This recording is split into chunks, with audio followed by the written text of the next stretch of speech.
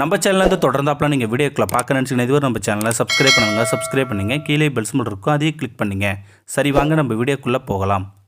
வணக்கம் நண்பர்களே. புருஷன் செத்துட்டான், பொட்டை புள்ளையை காப்பாற்ற புளிய மரத்தில் நைட்டு டிஃபன் கடை போட்டால் இளம் வயது பிரியா. கடை போட்ட அன்றைக்கே ஒரு போலீஸ்காரன் வந்தான். பர்மிஷன் யார்கிட்ட கேட்ட? மிட் நைட் ஆச்சுல்ல, கடையை சாத்துன்னு ஏதாவது சொல்லிவிட்டு தினமும் பொய் சொல்லிவிட்டு ஓசியில் தின்னுட்டு வயிறு முட்டை திம்பான் அந்த போலீஸ்காரன். பணம் கொடுத்து சாப்பிடுவர்கள் இன்னும் ஒரு தோசை எக்ஸ்ட்ரா சாப்பிட மாட்டார்களே என ஏக்கமாக இருக்கும் எனக்கு. அவர்களுக்கு பார்த்து பார்த்து பரிமாறுவள் பிரியா. ஆனால் இந்த ஓசி போலீஸ் ஒரு தோசை குறைவாக சாப்பிட மாட்டானா என நினைத்தாள். அவன்தான் ஆறாமரை உட்காந்து நிறைய தின்னுட்டு பார்சலும் வாங்கிட்டு போவான் அந்த போலீஸ்காரன். என்ன செய்ய, புளிய மரத்தடியில் கடை போட்டாலே இப்படித்தான் வருவார்கள். நம்ம தலைவிதி அப்படின்னு போலீஸுக்கு வேண்டா ஒரு பகை பரிமாறுவாள் பிரியா. என்ன சுவையாக சமைத்தாலும் டவுனுக்குள்ளே 4 கடை சாத்தினா பிறகு தான் 4 சனம் வரும் பிரியாவின் கடைக்கு. 4 வருஷம் ஆகியும் நயா பைசா கூட மிச்சம் பண்ண முடியலையே என வருத்தத்தில் இருந்தால் பிரியா. தனது கைப்பக்குவத்தின் மீது நம்பிக்கை வைத்த பிரியா வாரக்கடனுக்கு பணம் வாங்கி டவுனுக்குள்ளே ஒரு கடையை பிடித்தாள் பிரியா.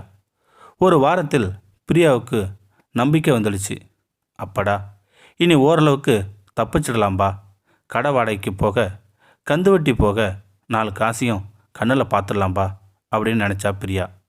நினச்ச நேரம்தான் மறுபடியும் அதே ஓசி போலீஸு உள்ளே வரான்.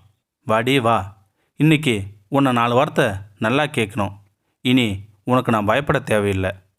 இன்றைக்கி சாப்பிட்டதுக்கு இப்போவே காசு கொடுன்னு சட்டமாக கேட்கணும்னு நினச்ச வேளையில் தான் பிரியாவுக்கு ஒரு அதிர்ச்சி காத்திருந்தது.